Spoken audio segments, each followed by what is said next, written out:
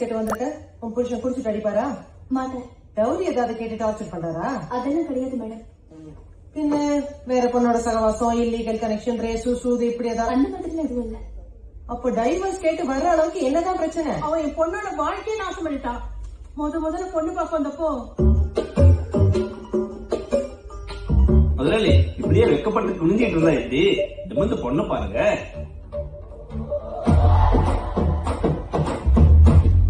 நான் வெக்கப்பட்டு முடியுதா?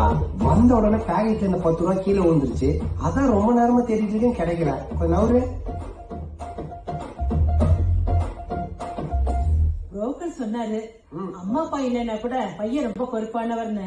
பின்ன 2 வண்டியில ஆரம்பிச்சது இப்ப 6 வண்டி வச்சிருக்காருல்ல. எப்படி ரொம்ப சிம்பிள். 2 வண்டி ராத்திரி ஷெட்ல வச்சு பூட்டிடுவேன், காலைல குட்டி போட்டுரும். பின்ன என்னமா என்னுடைய கடின உழைப்பு. நிறைய ரெகுலர் கஸ்டமர் இருப்பாங்க போல இருக்கே. சேச்சே, நம்ம வண்டியில ஒரு தடவை ஏறின கஸ்டமரு இன்னொரு தடவை ஏறினதா சரித்திரமே கிடையாது. ஒவ்வொரு முறையும் ஒவ்வொரு கஸ்டமரு. ஆனா ஒரே டைம்ல பல கஸ்டமர் கிடைப்பாங்க. என்னதான் சொல்லுங்க, வர விலைவாசி ஏறினதால வண்டிங்க சைஸே சுருங்கி போச்சு. ஏன் ஹைட்டுக்கு எனக்கே தலைவிடிக்குதான் பாருங்களேன். ஆனா நம்ம வண்டியில அந்த பிரச்சனை கிடையாது. நீங்க காலை நீட்டினா தாராளமா படுத்துக்கலாம். என்னதான் வசதி இருந்தாலும் குறை சொல்றதுக்கு சில பேர் இருப்பாங்களே. அதெல்லாம் மத்த வண்டியில. நம்ம வண்டியில ஏறினதுக்கு அப்புறம் வாயே திறக்க மாட்டாங்க. அதுக்கப்புறம் தான் பேச்சு முச்சே இருக்காது. நீங்க சொல்றத பார்த்தா அவருக்கும் தப்பா பேசுற மாதிரி தெரியலையே.